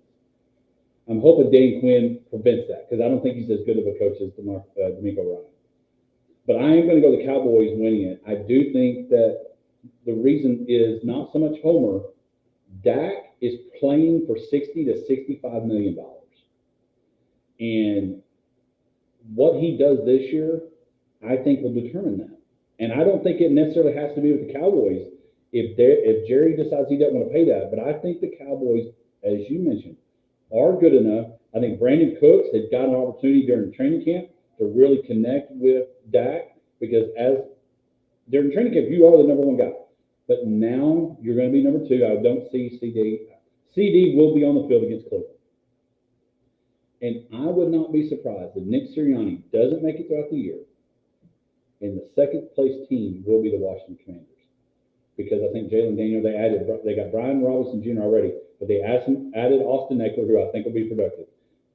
My biggest concern, and we'll talk about that next week as we really dissect and head into that first week of the Cowboys season, is can we run the football?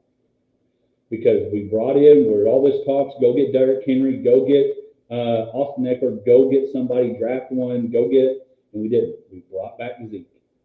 And now it's going to be Zeke. There's no more Pollard to team up with. But I've got the Cowboys winning it. You've got the Cowboys winning. Josh? It's tough.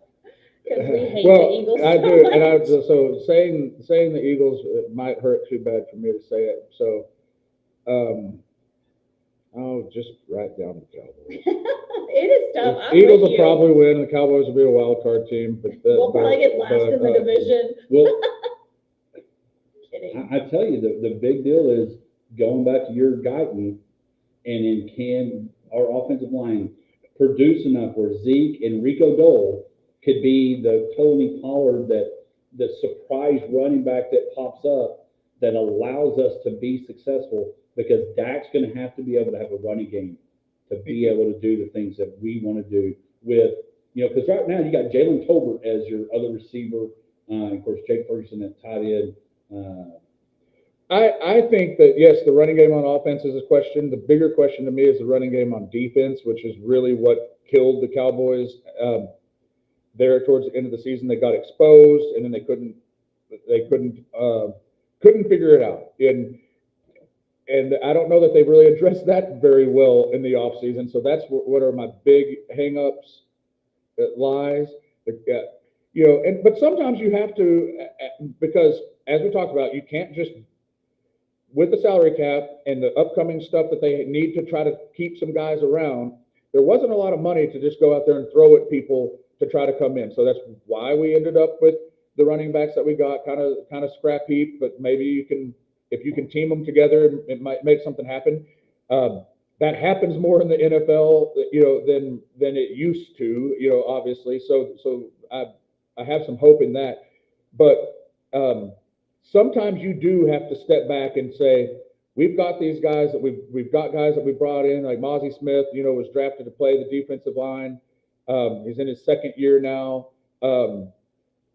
We're going to have to allow him to step up and show something. And sometimes that happens and sometimes it doesn't, but you can't always just go outside to fix everything. So they kind of relied on some of that inside guys making a move.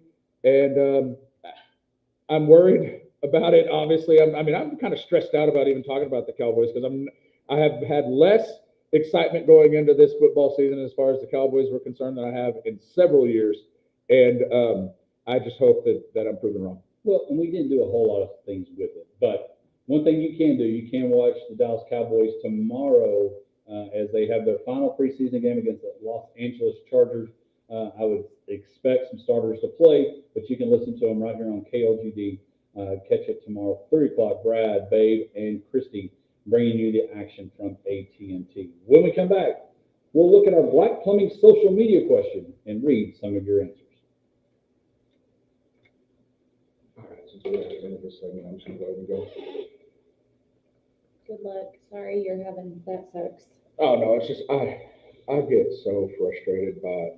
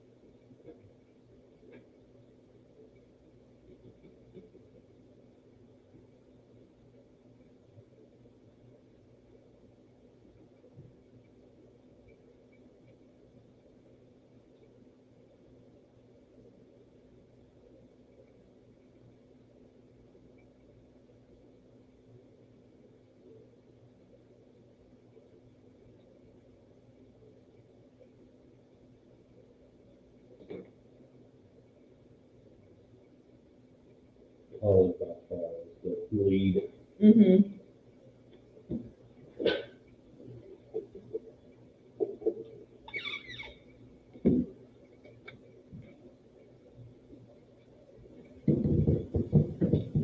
Yeah, I was like, after he was skydiving, I was like, please call me as soon as you land. Like, I need to hear your voice and know you're safe. Like,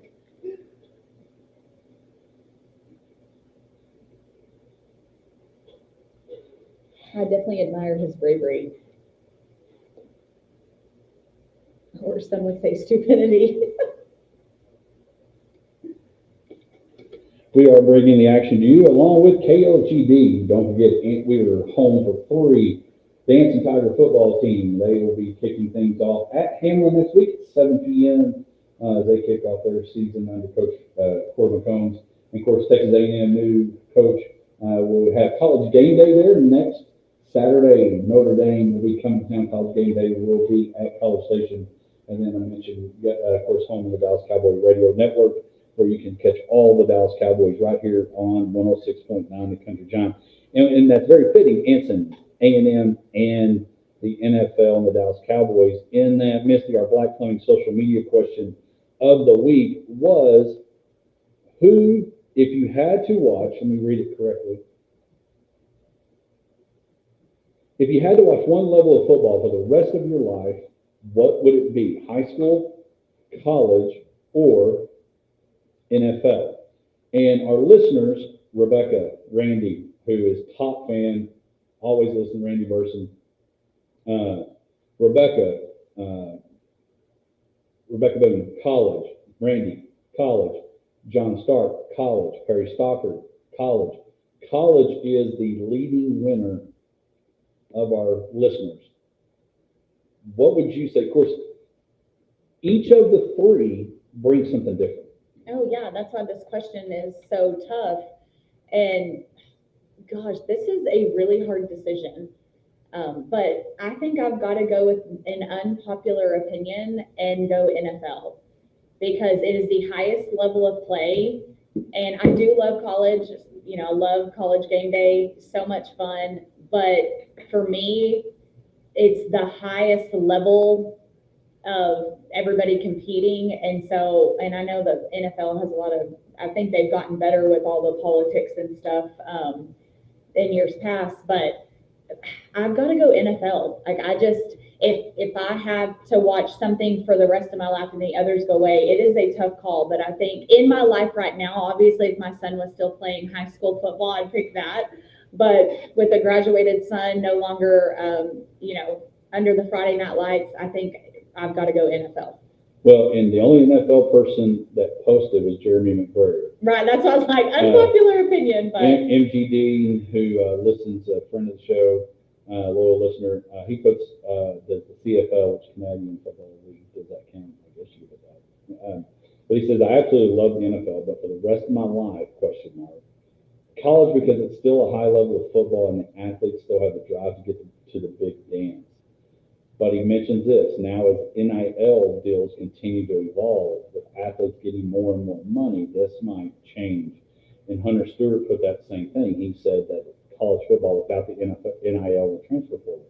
Each one of those things, each high school, college, and NFL brings something different. The high school kid, because there is no recruitment. You get, I mean, Yeah.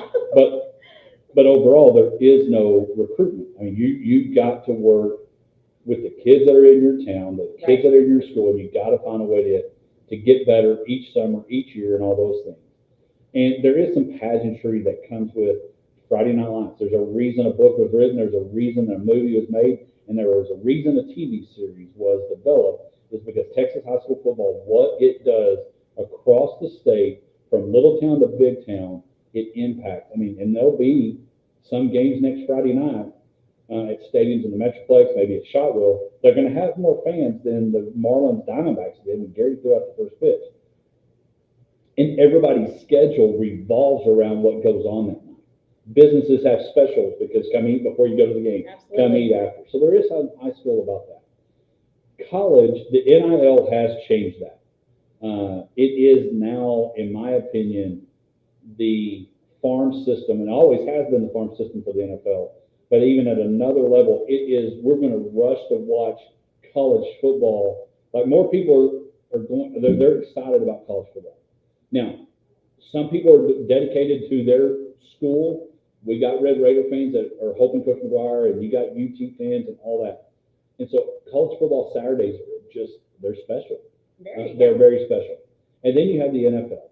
And I think we're fortunate enough, and fortunate, you can take it how you want, but fortunate enough that we are in a position that as a football fan and being where we're located, the Cowboys are right down the road. And so we have a team that is ours. We have a team that we root for. We have a team that we want to do well.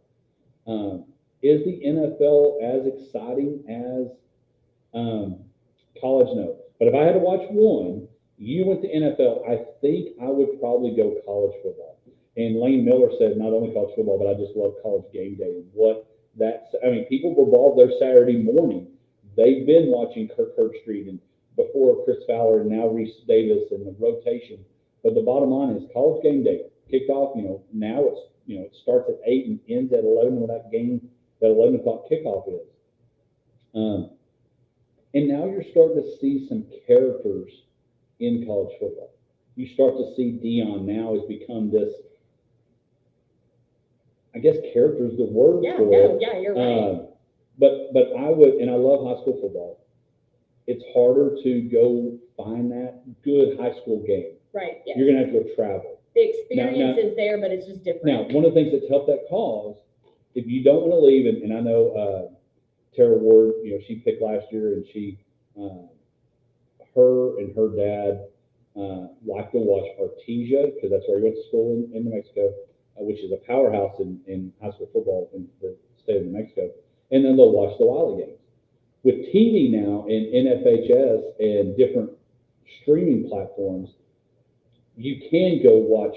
If you want to watch South Lake Carroll and Westlake play whoever they're playing, you can watch it. But to me, for college, I don't have to go anywhere. I know there's going to be a good game. Now, this weekend's a little rough because it's week 0, and you've got Florida State and Georgia Tech playing game 1, 11 o'clock, then the rest of the day. But in all that, what I love about college football is, for the most part, there's going to be a game to watch. There's going to be Kirk and Chris Fowler going somewhere to call a game. So if mine would have to be college football. Yeah, no, it's hard. I mean, I love college football too. It's really, really hard. But like I said, unpopular opinion, I'm gonna go NFL. But there is something about I love college football all day long. Like when you're just with your friends and you're cooking out or whatever, and you're just hanging out all day and watching all of the games and side bets and all the things. I mean, it's just so much fun. But like I said, for me, it's the highest level of play is the NFL, and that's what I want to watch. So NFL, maybe college, a few high school folks, but the kind of news across the big country that came out this past week that involves a high school player that was at Jim Med, a college football player that was at the University of Texas, and a 14-year NFL career with a number of teams, starting with Cleveland, finishing with Arizona. Colt McCoy made the announcement this past week of stepping away from playing the game. He's retiring from football, 14 years. There's a great video. I believe I shared it on our Facebook page. If you haven't seen it, it has Brad and Deborah and his mom and dad and Rachel, his wife, talking about, and even Coach Williamson that was at Jim Ned with him, and I've known a long time, talking about what that run was like in retiring and how hard it is to walk away at 37 years old, because football's been his life. Brad talks about in the video he's got a game, and I don't know if he was at Hamlin or where he was coaching, but he looks down and his fifth grade son, Colt, is next to him, and he says, "Mason, what are you doing here?" And Colt says, "Dad, run the screen. Run the screen." And he's like, "What? They run the screen, it goes for like 45 yards or whatever, and they end up scoring later." But Colt McCoy retiring has always been a guy that was a stand-up guy, had an unfortunate injury against Alabama that the play where he goes left and hurts his shoulder and has to miss a chance to win a national championship for the University of Texas. Had some good moments.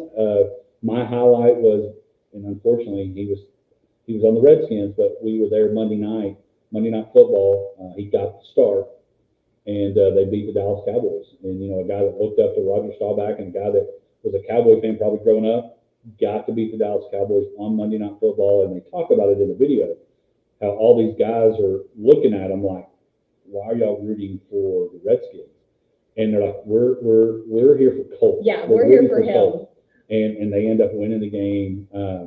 But Colt McCoy retiring, no doubt. I think he'll be a college football Hall of Famer one day. Obviously not an NFL Hall of Famer, but Hall of Fame guy. Has just been a good ambassador for the game of football, an ambassador for Christ and how he's lived his life, and now is going to the booth to work with NBC and call Big Ten games. And so, very fitting. A guy that was a legend at the high school level here at Jim Ned, legend at the University of Texas, and one of those guys that your kids could look up to for 14 years in the NFL. Yeah, he's very special. I really liked his post where he had all of the pictures, where he was tiny in the little Dallas Cowboy uniform, and when he said, "Thank you, football," and so, yeah, no, it's been special. It's like, thank you, Colt. Thank you. We thank you for us being able to, follow the legacy that you built. And so it's just super special and Homerish, but that's what we do. We get behind those that we love and that are local to us. And it's been a fun ride. And we'll see how no doubt he'll be great in the booth and calling Big Ten football for NBC. When we come back, we'll head you into the weekend with some football. How many minutes do we have? I need to call this one of my A's real quick. Okay.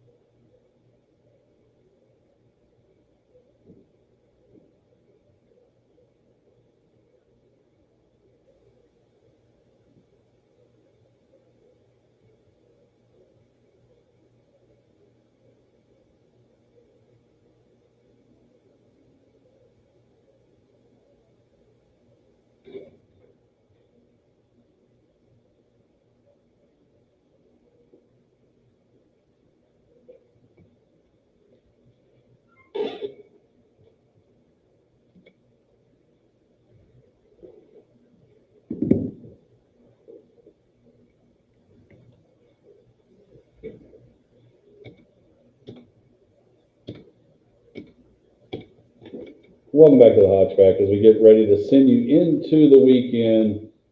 College game day tomorrow from Ireland. College football happening across the pond in Ireland as they get ready. Georgia Tech and Florida State. Florida State trying to season redemption, if you will, from not being selected to the college football playoff. We now have 12.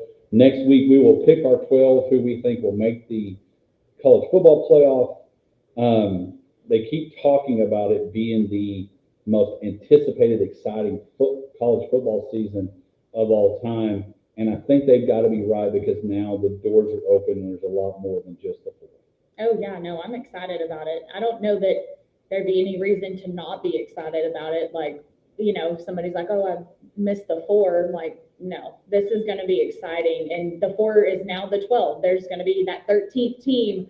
Like, dang it, you know, Yeah, I mean, nothing changes with adding a few more Well, and you know, they're talking about could there be 16 and their whole in terms deal. of excitement wise. They're still like, no, we're still going to have 12. I mean, we're going to do 12 for a little bit. We've got to make sure this works Yeah, and what true. this looks like. But already talks of, hey, eventually getting to 16 teams. You're exactly right. It's not going to change the excitement. It's not going to change the ability to talk about it on on national radio or local radio or sports radio. You're still going to have debates on who should be in, and then when those 4 conference championships are won and that 5th Power 5 gets in, those 7 teams are going to be jockeyed around on who should win and who should not win. And so it's still going to be there. Again, you've got tomorrow you have the Cowboys taking on the Los Angeles Chargers. How much will Dak play? Will he play? What kind of action will we see tomorrow from them? And then we're 13 days away from the NFL season. Josh mentioned he's got one league, which salute to him on only being in one league. I'm in maybe too many. And so I don't even know who I have in that first one. Tell you, it's so weird. We were drafted. I was playing in the championship last week, and it was a little frustrating because I'm like, come on, Bacon, don't pick a second quarterback when you know I've already got a quarterback. That's another story. But yeah, it's here. Football is here. Like I said, there's excitement now that high school starts next Friday, and then we will have a full slate of college basketball, college football. Again, Texas A&M Aggies hosting College Game Day against Notre Dame. You'll be able to listen to that right here on KLGD. And of course, Anson Tigers, the 30th, will play Hamlin, and then that following Sunday, everybody will be playing high school on Friday, college on Saturday, and the Dallas Cowboys will be going to Cleveland on September 8th. Fair is coming. There's so much going on right now. We do want to remind you, don't forget to head over to our podcast. A couple things. We'd love for you to head over to our podcast, download, subscribe, rate, and review. And then number 2, check out our YouTube channel. Go check that out. Go like it, subscribe it. Get your buddy's phone to do it as well. But go check that out. But it's we love bringing it. We're about to get to the point where there's going to be a lot to talk about. We'll start doing our picks next week. Josh will get those games out probably starting Tuesday. We'll get those games out that you'll be picking next week. Will be obviously high school and college because the NFL obviously won't be starting yet. But it is here for sure. Yeah, no, I'm excited. This is, like we said, the most wonderful time of the year. The fall is busy. It's madness, but we love it. So bring it on. And I hope that our teams do good. Yeah, we've got our picks. We'll be holding up to it. We'll be letting people know how good or bad we've done. But one thing that you can do is keep your radio dial on KLGD 106.9, the Country Giant. Shout out to Greg Austin and Mark Powell getting #1 undomesticated me. Congratulations. But JB Cloud coming in, and of course Greg Austin this afternoon with all the great music. And of course Jones will be back on Monday. Have a great weekend, and we'll be back next week. Football, full tilt. Have a great weekend.